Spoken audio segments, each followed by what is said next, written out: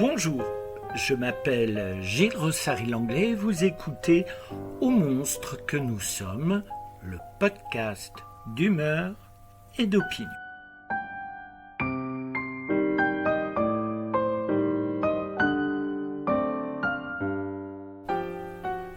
À l'épreuve de la création, podcast en 4 épisodes, aujourd'hui, 4e épisode, Cheminée.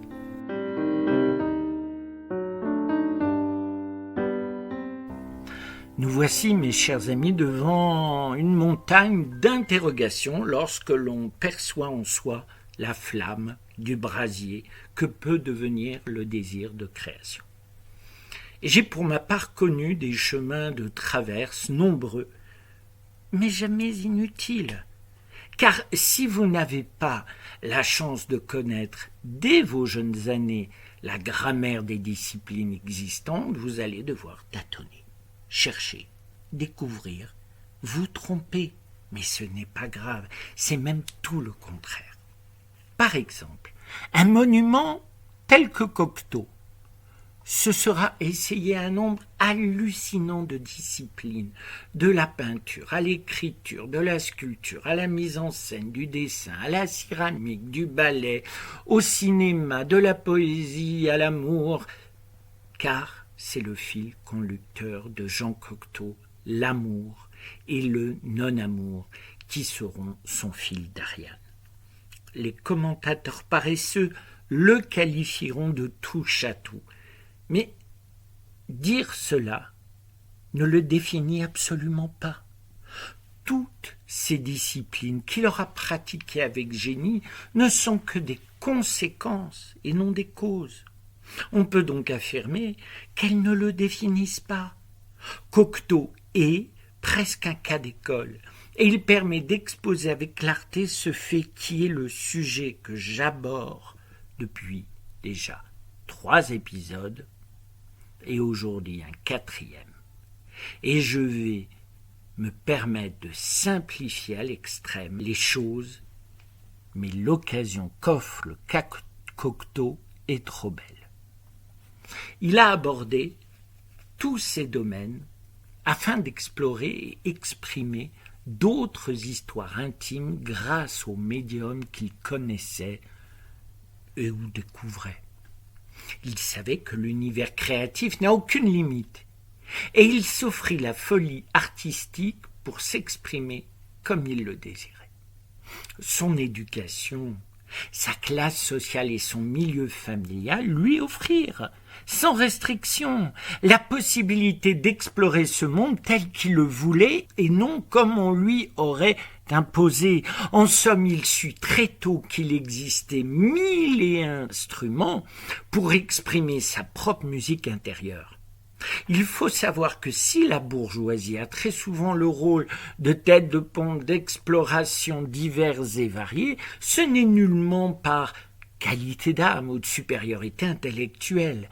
La raison n'est plus pragmatique, et un monde qui serait juste pour tous devrait permettre aux classes sociales prolétaires d'avoir les mêmes conditions.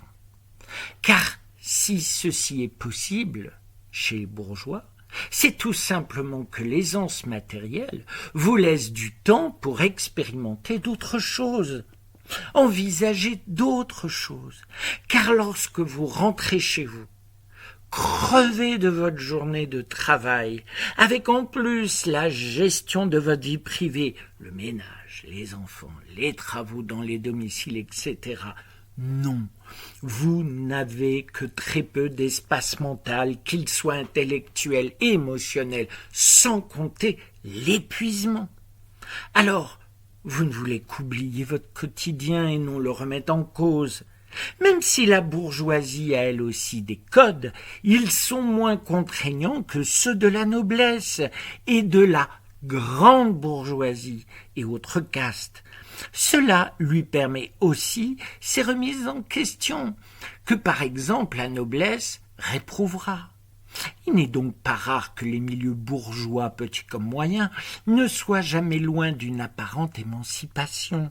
Les classes populaires voulant ressembler à ceux au-dessus d'eux, mais atteignables, voudront les imiter. Et c'est ainsi que des concepts très bourgeois se voient adoptés et revendiqués par le prolétariat. L'exemple le plus parfait est l'amour dans le couple et donc le mariage.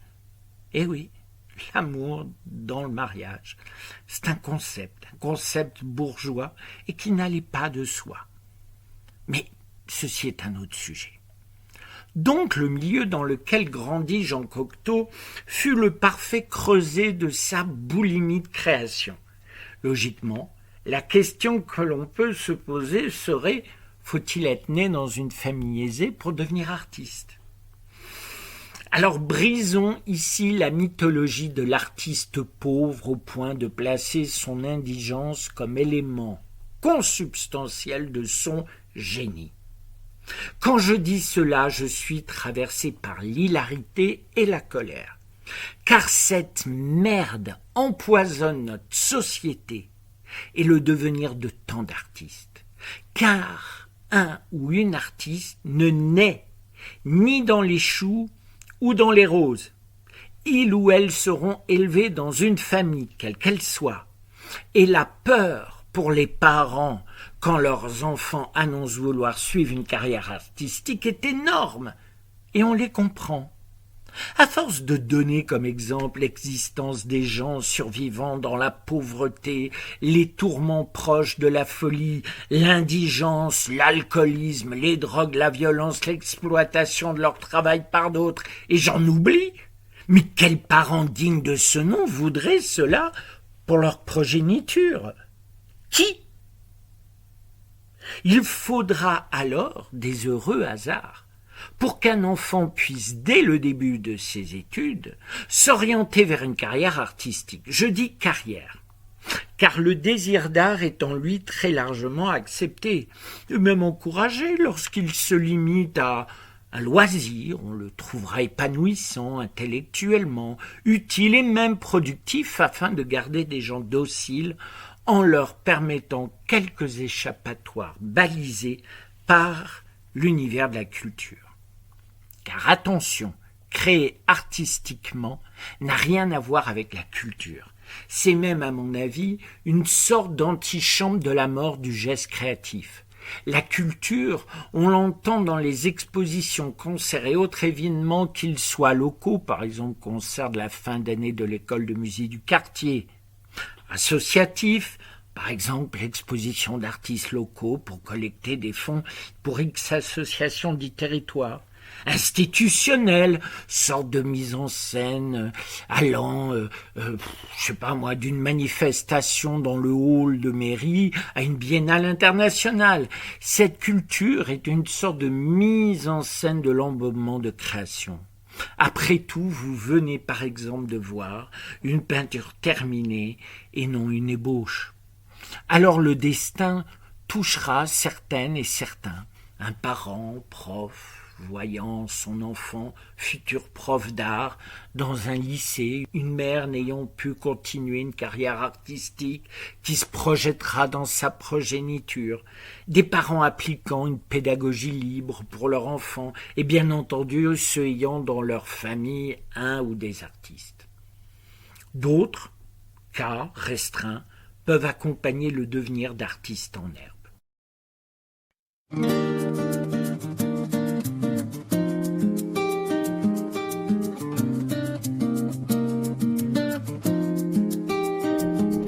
Eu venho, vou pelo seu caminho. Eu venho e vou pelo meu pequeno caminho. Eu venho e vou amparado pela sua mão. Pela sua mão, sim, pela sua mão. Eu venho e vou pelo seu caminho. Eu venho e vou pelo meu pequeno caminho.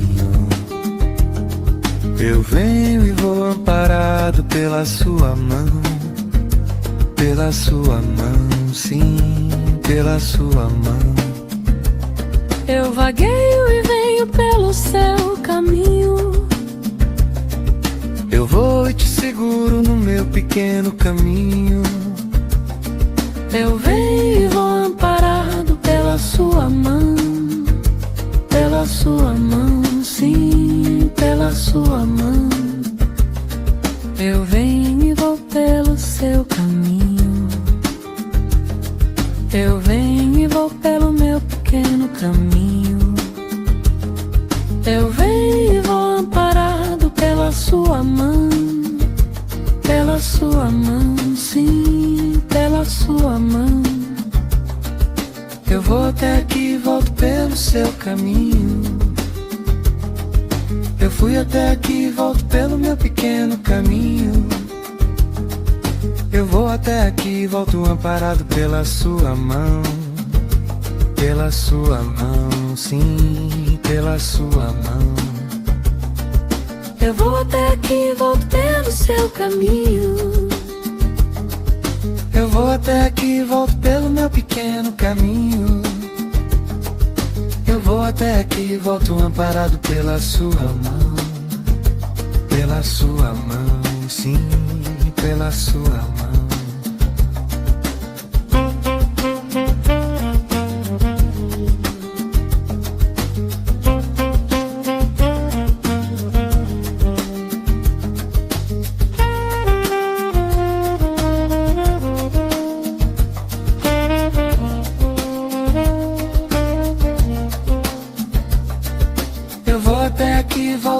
Seu caminho. Eu vou até aqui e volto pelo meu pequeno caminho. Eu vou até aqui e volto amparado pela sua mão,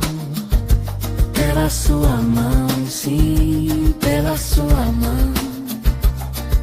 Eu vou até aqui e volto pelo seu caminho. Eu vou até aqui e volto pelo meu pequeno caminho. Eu vou até aqui e volto amparado pela sua mão, nossas mãos.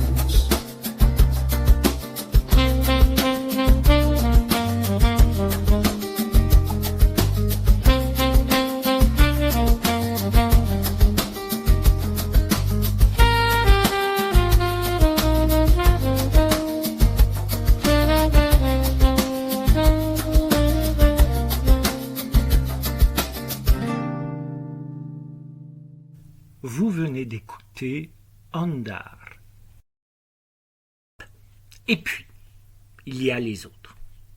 Ceux qui devront se battre pour exister dans la création artistique et aussi pouvant en vivre.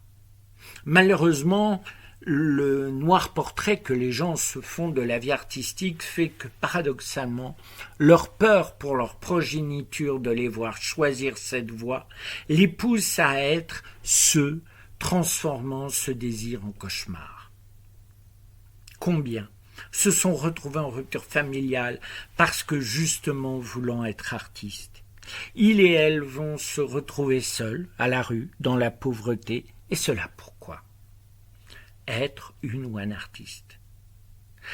Parce que la peur que formulent certains parents leur semble être l'expression d'un noble amour, ce refus de leur obéir est perçu comme une insulte suprême, et ils vont agir de telle manière que c'est eux qui deviennent leurs propres générateurs de scénarios catastrophes qu'ils redoutaient pour leurs enfants. Un comble. Remarquons que, par exemple, un enfant voulant devenir un sportif professionnel va drastiquement moins rencontrer un tel rejet, alors que la possibilité de vivre correctement de sa pratique sportive est encore plus faible que pour un artiste. Nous sommes donc bien en face d'un comportement irrationnel et surtout moral. De tout temps, l'artiste a connu des oppositions diverses et variées, et surtout un opprobre religieux. Je rappelle par exemple que l'Église catholique excommuniait les comédiens, et ils n'avaient pas le droit à une tombe, mais aux fosses communes. La création artistique est enfant de la liberté, et ce fait n'est jamais au diapason des fascismes et autres pouvoirs absolutistes. Alors que faire quand cela vous dévore les tripes, au point de ne plus pouvoir respirer, exister. Je ne peux répondre pour les autres. Je vais donc me permettre de vous parler de mon parcours et de ses atermoiements. Depuis que je suis enfant, je peux même affirmer depuis mes premiers souvenirs d'enfant, je me suis senti différent. Je voyais que ma vie de famille ne correspondait pas à celle que me décrivaient mes petits camarades d'école pour la leur. Adulte, comme enfant, exprimait un modèle que je ne retrouvais pas, ni chez mes grands-parents maternels comme paternels, oncles, tantes, père, mère. Rien, non, rien ne collait. Comme souvent, l'enfant pense que le ou les problèmes viennent de lui. Alors j'essayais d'être celui qu'il voulait. Mais voilà, leurs désirs, leurs attentes, leurs demandes étaient totalement opposées, voire contradictoires. Comment savoir? Comment ne pas se tromper? Comment ne pas les perdre? Car là est le nœud coulant qui se resserre autour du cou de chaque enfant en panique existentielle. Ce qui le traverse et le terrifie est l'abandon et son cortège de terreur, l'accompagnant. Le bébé qui vous sourit va faire des expressions adorables, ne le fait que pour capter votre attention, pour être certain qu'il va être nourri. Petit animal fragile et dépendant de l'adulte qui considère comme étant son pourvoyeur en nourriture. Je sais, cela fait relativiser les mignonneries des bébés, mais cela démontre l'importance primordiale de la communication verbale et corporelle avec lui. Alors, quand rien ne va chez vous, et que vous êtes en perpétuelle peur des réactions de vos parents et adultes, le seul moyen de survivre est de décrypter ces adultes et ce monde. Vous vieillissez trop vite, trop tôt. J'ai aussi comme souvenir dès mon plus jeune âge le fait de voir. Je déteste le mot don car il fait vriller beaucoup de gens qui rapidement se sentent, se vivent comme presque divins. Voir le passé, le présent, le futur n'a jamais été pour moi quelque chose d'extraordinaire, ni même de bizarre, juste un autre sens, rien de plus, mais rien de moins. Alors pendant ma première décennie, je me mis ce fait sous cap. C'était mon monde et ne le partageais avec personne. Le seul qui le sut, dès mes presque 6 ans, fut mon grand-père paternel. Un jour, je vins le rejoindre alors qu'il lisait le journal dans le salon, et du haut de ma candeur enfantine, je lui dis que je ne voulais pas le perdre. Il me demanda pourquoi je lui disais cela, je lui expliquai que je l'avais vu mourir dans, je pense, 10 ans, d'une maladie que je lui décris. N'importe qui d'autre m'aurait rionné ou engueulé copieusement, pas lui.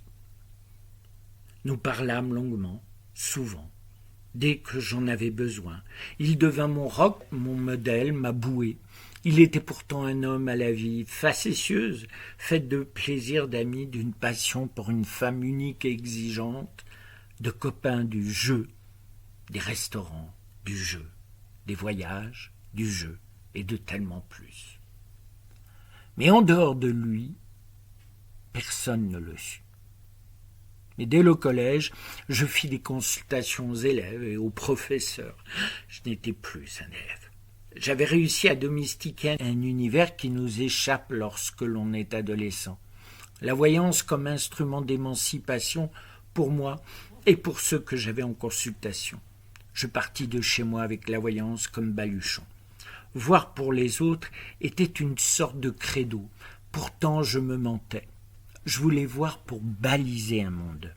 Oui, le monde.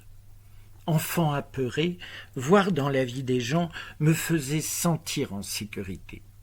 Plus de surprises, plus de risques, plus d'abandon ni de violence. Le monde, notre planète, telle une boule de cristal entre mes mains.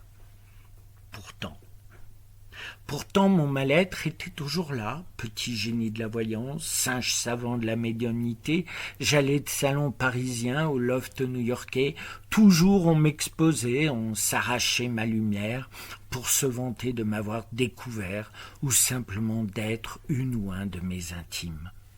Or, que faisais-je ? Je cherchais en vous ce que vous êtes pour ensuite vous le retranscrire avec justesse et honnêteté.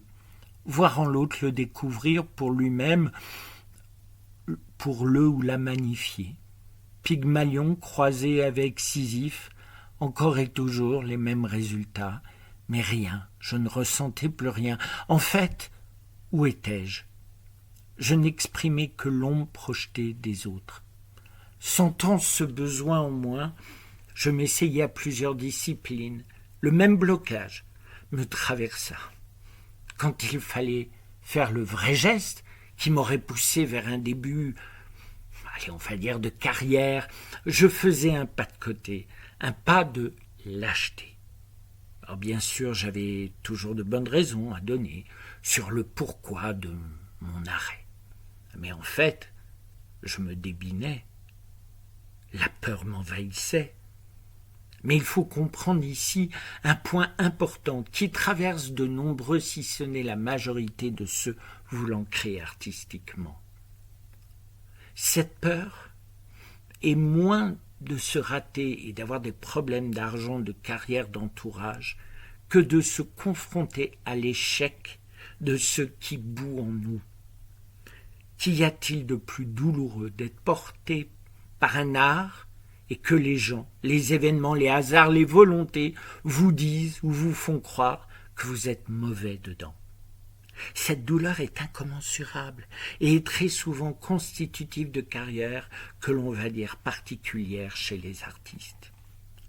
Oui, ne pas faire ou plutôt faire pour les autres plutôt que pour soi, pour moi, m'éviter de me frotter à l'échec et l'humiliation dans le domaine que j'ai choisi pour m'exprimer.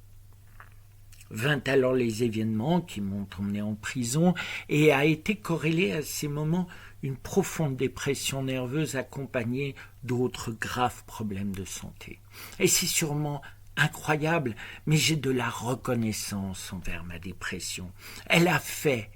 J'ai fait grâce à elle tabula rasa. J'ai fait table rase de ma vie.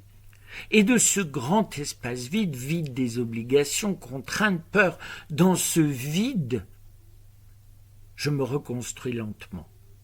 Mais j'ai avant tout placé de manière centrale mon désir, mon besoin de m'exprimer, de créer. Je n'ai plus rien. Alors, ces nouvelles fondations ne gênent plus rien, plus personne. Il m'aura fallu un demi-siècle pour oser prétendre à une vie où l'art en est l'axe central. 50 ans à ne pas être moi, ni même pleinement heureux, mais 50 ans qui sont maintenant une précieuse matière première avec laquelle je crée.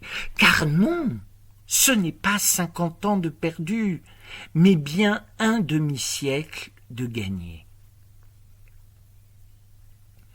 Ne vous limitez pas à la vie que d'autres ont plaquée sur vous. Il n'y a pas besoin de tout perdre, comme cela m'est arrivé, pour trouver la force de se projeter dans ce qui est nous, dans ce qui est vous. Écoutez-vous, écoutez le vent dans les arbres, écoutez le chant de l'autre, la danse de l'une, l'exposition des autres, l'absence de l'un. Tout ici-bas peut vous aider à trouver la pièce, la chambre, le bureau dont parlait Virginia Woolf. Je sais que je termine cette 4e saison de mon podcast sur une note délicate, fragile. Certes, le désir de création peut être une violence incroyable et d'une puissance incontrôlable. Pourtant, faire ou ne pas faire se mesure à l'aune, à l'échelle de la fragilité d'un cristal de bohème.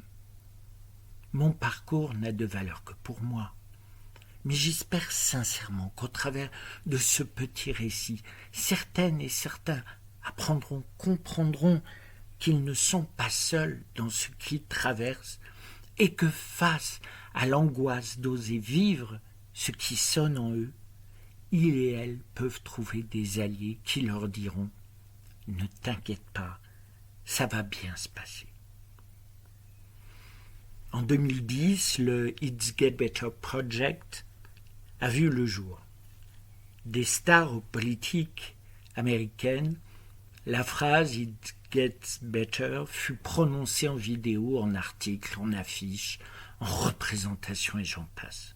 On disait « ça ira mieux » aux jeunes homosexuels car une vague de suicides chez ces jeunes avait endeuillé les USA. S'effondrant, écrasés par l'homophobie de la société, ces ados et jeunes adultes n'arrivaient pas à se projeter dans l'avenir. Ce qui traverse les artistes dans notre société est assez similaire.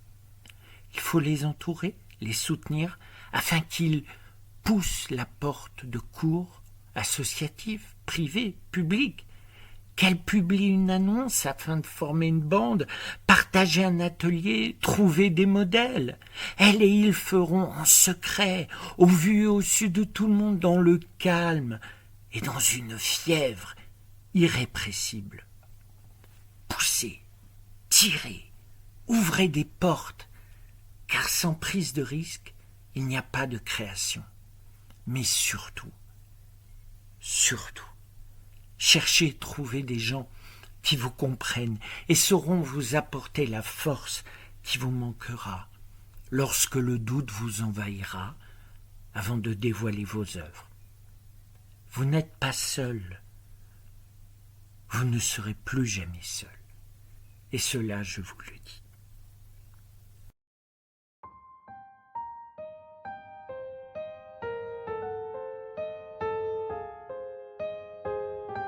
Je m'appelle Gilles Rossary-Langlais, vous venez d'écouter Cheminée. 4e épisode, à l'épreuve de la création. Podcast en 4 parties.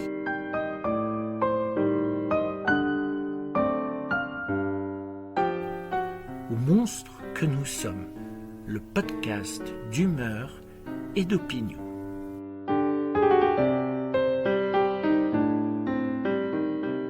Tous mes remerciements à vous qui êtes toujours de plus en plus nombreux à écouter ces podcasts. N'oubliez pas de les liker, noter, partager, d'en parler autour de vous. Merci au photographe Laurent de Oliveira pour ma photo originale. Photomontage grâce au logiciel Nanobanana et Imagen. Vidéo et présentation des épisodes réalisés grâce au logiciel VO3, Agen et Canva. Musique du générique composée et interprétée par Ndong.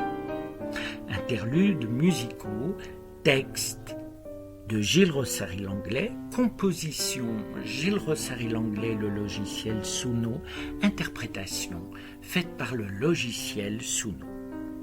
Écriture et lecture du podcast Gilles Rossary-Langlais. Au monstre que nous sommes, le podcast d'humeur et d'opinion.